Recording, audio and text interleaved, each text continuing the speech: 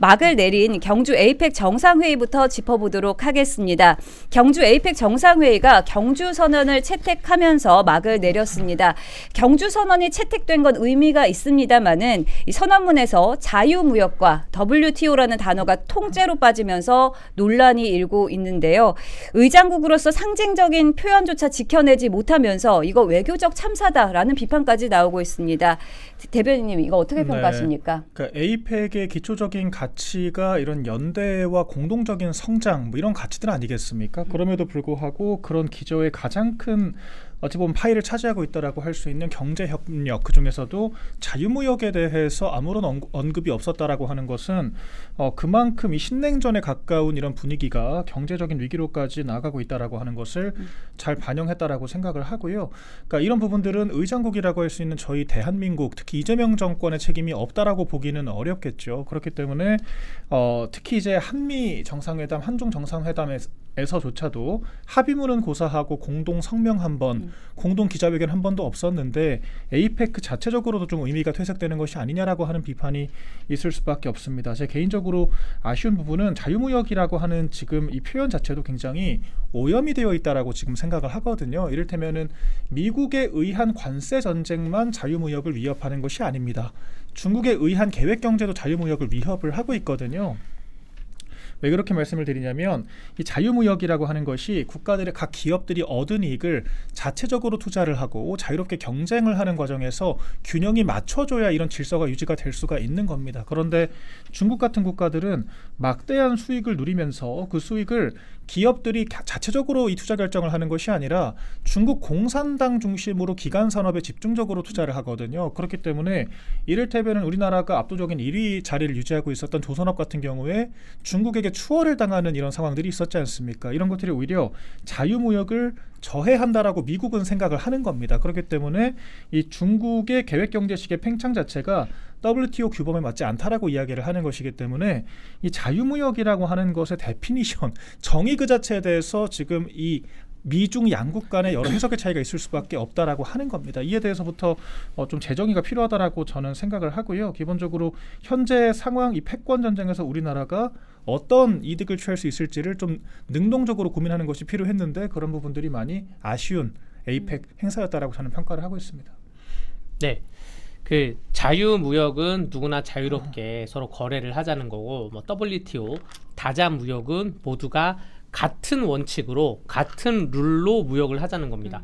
예를 들어서 우리가 축구 대회를 할 때, 월드컵을 하거나 다른 나라랑 A매치 경기를 할 때 피파에서 규정한 룰을 갖고 하죠. 11명이서 뛰고 경기장 규격은 어떻고 경기 시간은 어떻고, 이것이 이제 WTO 다자무역과 자유무역인데 자유롭게 경기를 하고, 그런데 지금 에이펙에서 지금 다자무역과 자유무역이 빠지면서 보호무역 체계로 가는 거는 내 나라 우선이라 가는 건데, 이게 이제 축구로 비교하자면 미국과 어디 나라가 붙을 때는 다른 룰로 적용하고 또 우리나라가 또 어디 나라랑 붙을 때는 다른 룰로 적용하고, 이 축구 경기의 룰이 그때그때마다 달라질 수가 있다는 것을 의미합니다. 이 관세에 대해서. 그렇기 때문에, 그런데 여기서 좀 우려스러운 거는 이게 경주 선언문이 나오면서 우리도 그 어렸을 때 교과서를 보면 근현대사에 오는 많은 선언문에 대해서 배워요. 카이로 선언도 배우고, 예를 들어서 교토의정서 이런 거 배우고.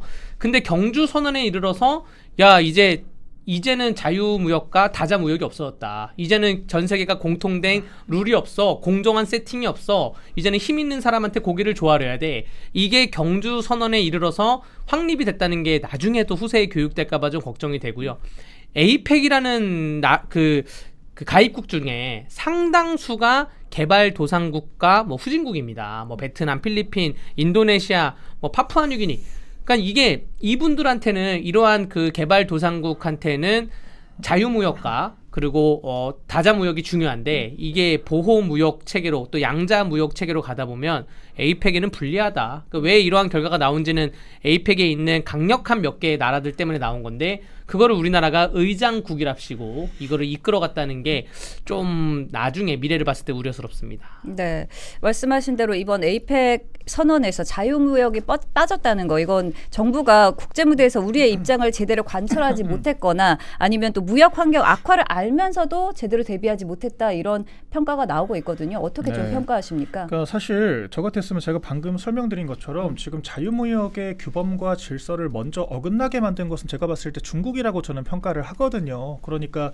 이 압도적인 자본력으로 다른 나라 산업들을 잠식해 나가기 시작하면은 이것이 그 독점적인 기업이 문어발식 사업 확장을 통해서 영세 사업권을 침해를 한다라고 저희가 규제를 하지 않습니까? 마찬가지로 중국도 지금 규제가 필요한 그런 상태거든요. 그렇기 때문에 미국이 다짜고짜 이런 무역에 대한 여러 관세 적용을 하겠다라고 한 것이 아니라 중국의 이런 팽창 움직임에 대해서 문제 지적을 했던 거예요. 그렇다라 그러면 미국이 불편해하는 것은 둘째치고 중재를 하는 역할을 지금 대한민국의 의장국으로서 했어야죠. 그러니까 이 자유무역과 WTO에 대한 문구를 언급을 하는 것이 미국에 대한 독박 씌우기가 아니라 중국을 위시한 패권 국가들이 모두 다 함의를 가지고 있었어야 할 그런 대원칙을 확인한다라고 하는 것, 그리고 자유라고 하는 것의 그 기저에는 공정성이라고 하는 게 담보되어 있어야 한다라고 하는 것을 총체적으로 언급을 하고 중재를 했어야 했다라고 저는 생각을 하거든요. 그런데 이런 것들이 지금 여러 해석들이 미국에 대한 일방적인 공격으로 비칠 수가 있기 때문에 미국이 불편해서 포함 못 시킨 거 아니냐라고 지금 해석을 하고 있다라고 하는 것 자체가 저희가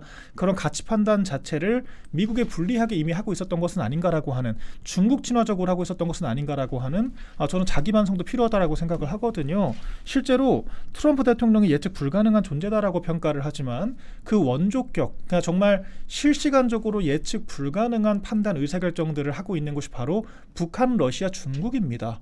우리가 사드 배치를 했다라고 하는 이유만으로 한한령이 적용이 돼서 지금까지 거의 10여 년 가까이 해제가 안 되고 있잖아요. 그리고 한한령을 해제하는 것은 고사하고, 최근에 배우 전지현 씨가 한 OTT 드라마에서 중국 관련 발언 한마디를 한 것을 가지고 지금 중국 내 대대적인 지금 불매운동이 벌어지고 있거든요. 그런 정도로 중국이라고 하는 국가가 공정하지가 않고 자유무역이라고 하는 틀 밖에 있는 존재이기 때문에 이런 부분들에 대해서 전 더 적극적인 공론화가 필요하다라고 생각을 합니다. 그래서 결과적으로 그런 균형 잡기에 실패를 했기 때문에 이런 식의 좀 안타까운 결과가 나온 것이 아닌가라고 생각을 하고요. 결과적으로 고래 싸움에 새우등만 터지는 지금 결과가 되지 않았나라고 평가를 합니다. 네, 아무래도 이제 미중 갈등 속에서도 우리나라가 의장국이라면 중재안을 내고 협의안을 도출했어야 했을 텐데, 그래서 리더십이 좀 많이 부족했던 거 아니냐 이런 지적이 나오고 있는 상황입니다.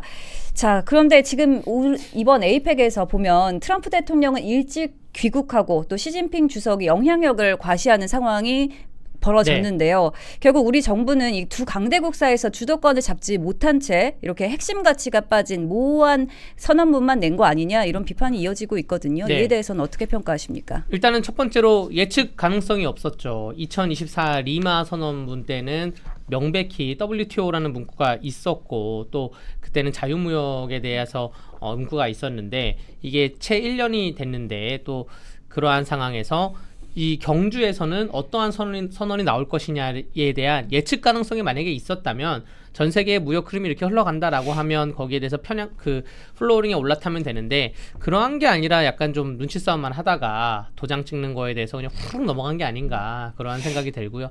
이 합의문 선언이 업적이라기보다는 사실은 이 합의문이 대한민국의 의장국의 역할로 쫙 이끌어냈다. 이런 것이 보도가 되고 업적으로 가야 되는데 뭐 누구에게 무슨 선물을 줬다, 그 선물은 뭐로 만들었다, 뭐 이런 걸로 아웅다웅하기에 바쁜 그러한 에이펙의 한 모습이었다고 보여집니다. 사고가 안 난 것은 다행인데 에이펙에 대한 전반적인 준비도 사실 이재명 정부는 6월달에 출범했기 때문에 그 전에 윤석열 정부 때 의장국을 따내고 또 준비해온 상태에서 연장선상이지 않습니까? 그렇죠. 그러한 부분에 봤을 때 뭐 박수는 치는데 뭐 다행이다라는 정도인 거고 엄청 잘했다라고 평가하기는 좀 어렵다고 할 수 있습니다. 네.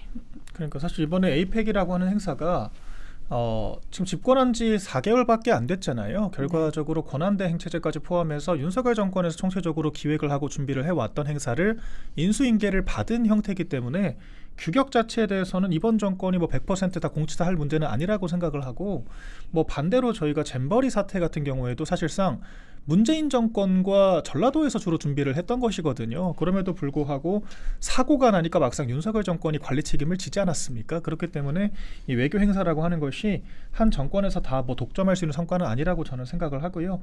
결과적으로 규격이 중요한 것이 아니라 현재 진행형인 이슈를 얼마나 내용물상으로 잘 담아냈느냐가 평가를 받아야 하는 건데 굉장히 포괄적이고 관념적이고 실체가 없는 그런 발표로 끝났기 때문에 굉장히 아쉬웠다라고 하는 평가입니다. 네, 또 관세 협상에 대해서도 얘기를 안 해볼 수 없는데요. 정부는 연일 이 외교 성과를 홍보하고 있습니다만 지금 미국과의 관세 협상이 타결되었다고 하는데도 환율이 1,430원대 고환율이 잡히지 않고 있는 상황인데요.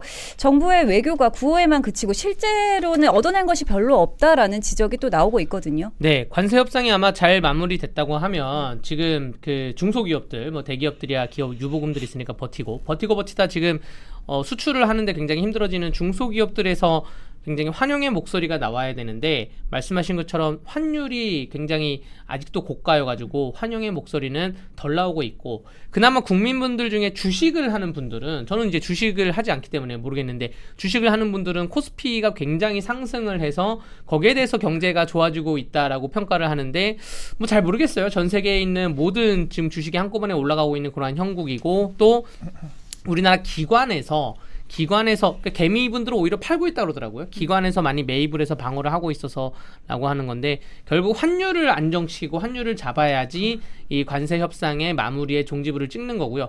관세 협상이 마무리가 됐는지 안 되는지도 모르겠어요. 왜냐하면 관세 협상 합의문을 공개를 해야죠. 옛날에 FTA 때 이명박 정부가 미국하고 FTA를 했을 때 합의문 공개 안 하니까 소송을 걸었어요. 진보 쪽에서. 그리고 대법원 판결이 어떻게 나왔냐면 정보공개 청구를 걸었거든요. 공개하라고 나왔습니다. 그러면 지금 그러한 그 정보공개 원칙에 의하면 이재명 정부도 그 옛날에 강유정 대변인이 뭐 합의문에 도장을 찍을 필요가 없을지조차 뭐 합의가 잘 됐다 그랬는데 지금 관세 협상이 마무리됐으면 명확한 합의문을 공개하시기 바랍니다. 거기에 뭐 핵 잠수함이 어쩌고 뭐 이런 문제도 다 있을 텐데 합의문 공개를 해서 우리 국민들에게 궁금증을 좀 풀어주시고 그래야지 좀 평가가 가능할 것 같습니다. 네. 일단 관세 협상은 저희가 외교도 그렇고 제도권의 모든 언어는 문서화 됐을 때 통용이 가능한 겁니다. 입으로 하는 합의는 아무런 의미가 없는 것이고요. 저희가 뭐 구두계약도 계약이다라고 우길 수 있는 부분들도 아닐 뿐더러 지금 말로 나오는 협상의 지금 내용물은 미국과 한국이 너무도 상이하거든요. 한국은 아무튼 할부라도 했으니까 다행이다라고 이야기를 하고 있지만 미국은 아니다. 트럼프 대통령이 즉답적으로 SNS에 올리잖아요. 3,500억 달러는 정부가 투자를 할 거고 6천억 달러를 추가적으로 우리나라 기업들이 직접 투자를 하고 에너지를 구매를 할 것이다 라고 이야기를 하고 있기 때문에 그러면 도합 9,500억 달러, 우리나라 돈으로 1,300조가 넘는 그런 규모 협상이 되는 겁니다. 우리나라가 매년 평균적으로 미국으로부터 얻어내는 경상수지 흑자분이 40조 수준이거든요. 그러니까 작년에 가장 많았을 때가 100조 정도 수준이었습니다. 그렇다라고 하면은 이 정도 투자를 하면 회수만 15년이 걸린다라고 하는 말이거든요. 최소로 한도로 잡았을 때 굉장히 불리한 협상을 했다라고 볼 수 있는 거죠. 그리고 100번 양보해서 할부를 받았다라고 하는 것도 성과라고 보기가 어려운 게 애초에 우리나라처럼 3,500억 달러를 현금으로 즉시 납입을 하라고 한 국가가 없습니다. 우리나라가 물고 자체를 잘못 튼 건데 잘못 시작점을 잡아놓고서 아무튼 그 시작점에서 할부 정도는 했으니까 성과다라고 하는 것도 굉장히 궁색하다라고 평가를 할 수 있겠죠. 그리고 이 원리금 회수가 될지도 모르겠어요. 그러니까 투자처를 결정을 한다라고 하는데 원리금을 회수할 때까지도 이미 수익률 배분이 미국과 우리나라가 5대5입니다. 5대5로 반반 그 분배를 하면서 언제 어느 세월에 2천억 달러가 넘는 돈을 회수를 하겠습니까? 회수를 다 한 다음에는요. 미국이 90%를 가져가도록 되어 있어요. 결과적으로 미국의 90%가 리테인 된다라고 했을 때 우리 정부가 필사적으로 아니라고 얘기를 했지만 결과적으로 시인을 한 거거든요. 더군다나 농산물 개방에 대해서도 미국은 100% 개방을 할 것이다 라고 단호하게 이야기를 하고 있고 우리 정부는 계속 동문서답을 하고 있는 겁니다.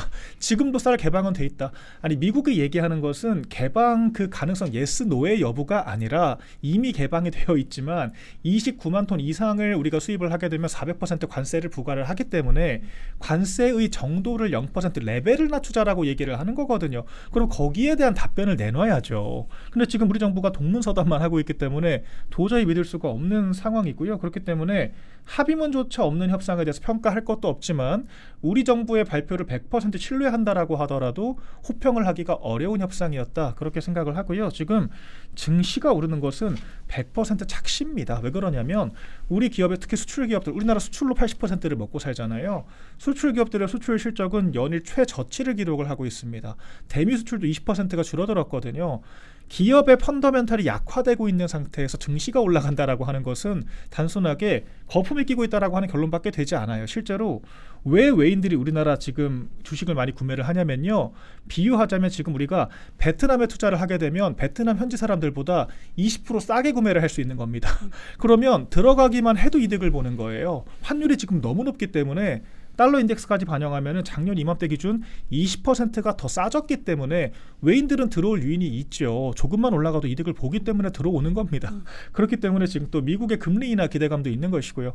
경제 사이클상 거품이 잔뜩 끼고 있는 건데 지금 우리 정부가 이런 걸로 국민들을 눈속임하고 정작 경제 펀더멘탈, 물가나 아니면 성장률 같은 지표들이 악화되는 거에 대해서는 함구하고 있다라고 하는 거 굉장한 위기 신호라고 생각을 하기 때문에 지금 경제는 정말 엄중하게 봐야 할 시점이라고 생각을 합니다. 네, 이번 협상에 대해서 트럼프 대통령이 가장 큰 승자다 이런 그 말들이 많이 나오고 있는데요. 그런데 이제 트럼프 대통령은 한국과의 협상 후 한국이 가장 잘했다라고 극찬을 했습니다. 이 트럼프의 칭찬에도 숨겨진 의미가 있는 거 아니냐라는 분석이 나오고 있는데요. 단순히 한국이 협상을 잘해서 미국이 손해를 봤다라는 의미인지 아니면 미국에 가장 큰 이익을 안겨줬다라는 의미인지 어떻게 해석하십니까? 미국에 가장 큰 이익을 안겨줬고 그 안겨준 거는 상대적으로 중국에 비해서 우리에게 더 이익을 안겨줬네. 이러한 의미로 보여질 수가 있는 것이죠.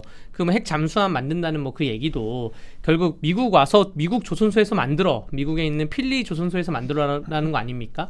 그러니까 모든 계약이 다 우리 우선적으로 관세 협상도 그렇고 뭐 대미 투자도 그렇고 우리가 다 승리했어라는 거고, 아까 자유무역 보호무역 얘기도 했었는데 중국에 있는 그 중국 내 언론은 뭐 시진핑은 보호무역을 지킬 거다라고 하는 건데 그 미국은 자유무역으로 가겠다는 거 반대로 얘기했습니다. 시진핑이 이제 자유무역을 지키겠다는 거고 미국은 보호무역으로 가겠다는 것인데, 어쨌든 선언문에 WTO와 자유무역이 빠졌으니 트럼프 입장에서는 내가 하고 싶은 대로 했네라고 하고 시원하게 떠난 것이고, 그렇기 때문에 한국의 협상이 잘했다라고 얘기를 했지만, 협상이라는 거는 우리가 뭐 차용증이라는 게 그렇습니다. 차용을 해놓고 돈이 오고 가던가, 뭐 물품 대금 계약서라는 게 계약을 해놓고 그 다음에 실제로 어떻게 성사되는지, 그게 가장 중요한 거기 때문에 트럼프의 칭찬을 받았다 그래서 뭐 마냥 좋아할 건 아니고, 그 김민석 총리의 형은 어떤 입장인지 개인적으로 좀 궁금합니다. 네. 네. 그리고 또 외신의 그 반응도 좀 살펴보겠습니다. 트럼프 대통령의 한국 방문을 두고 외신의 관심을 끈 것은 바로 금관 모형의 선물이었는데요. 워싱턴 포스트는 한국에서 반짝이는 선물을 좋아하는 미국 대통령에게 왕관을 이라는 제목의 기사를 냈습니다. 그러면서 미국 전역을 휩쓸고 있는 노킹스 집회가 열린 지 2주도 안 돼서 트럼프 대통령이 한국에서 금박 선물을 받았다라고 꼬집었는데요. 또 이와 함께 지금 미국에서는 이 황금 왕관이 각종 풍자의 대상이 되고 있다고 합니다. 잠시 영상으로 확인해 보겠습니다. Wow, a golden crown. What a lovely, thoughtful gift for our president. South Korea, can I just talk to you over here real quick? Hey, South Korea, what the are you doing?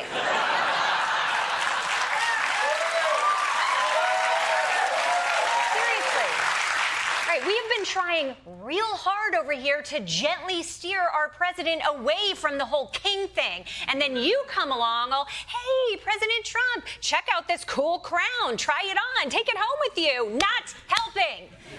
Please, just give them a sack of money like a normal country and stop up our shit.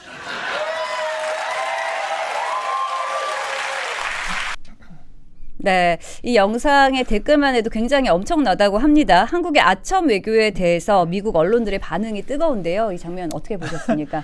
아첨 외교라고 하는 말이 참 여러 가지 의미가 있을 것 같습니다. 일단은 우리나라는 금관을 선물을 해줬는데 뭘 받았느냐가 일단은 중요한 것 같아요. 우리가 호스트 국가기는 하지만 좀 상호성이 있어야 하지 않겠습니까? 그런데 트럼프 대통령이 선물로 줬다라고 하는 것이 야구 배트 정도잖아요. 금관을 주고 야구 배트를 받았다. 그 이전에도 트럼프 대통령 한미 정상회담을 할 당시에 그 마가 모자 하나, 뭐 사인 하나 받아오고 나서 대대적으로 자랑을 하는 그런 장면들이 있었는데, 참 우리 정부지만 딱하다는 생각이 좀 들거든요.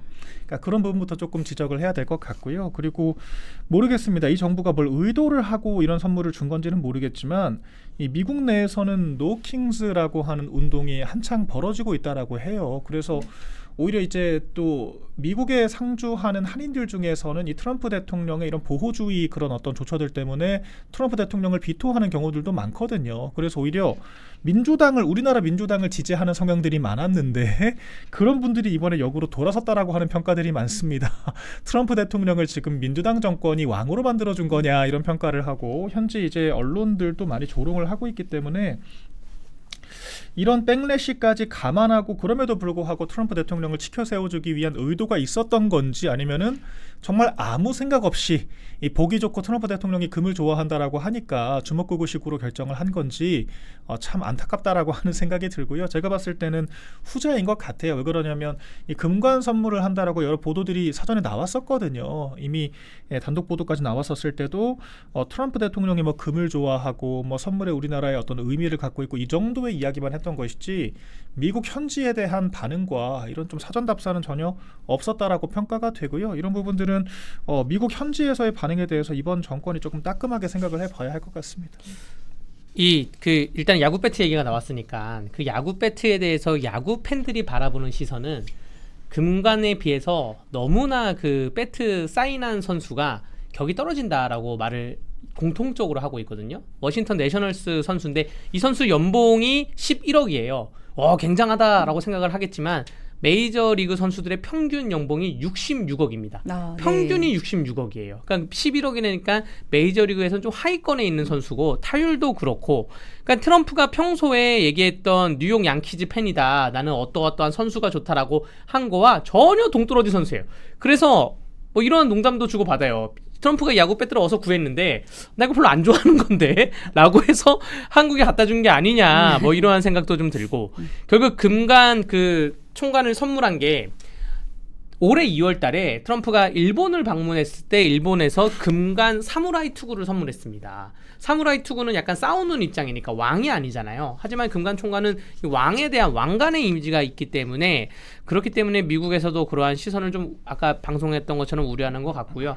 결국 일본에서 그러니까 트럼프가 금을 좋아하기 때문에 이재명 대통령도 금색, 황금색 넥타이를 하고 금관을 선물한 건데 이 선물에 대한 대가가 거기에 비해서는 좀 탐탁치 않았다, 좋진 않았다라고 말씀드리겠습니다. 네.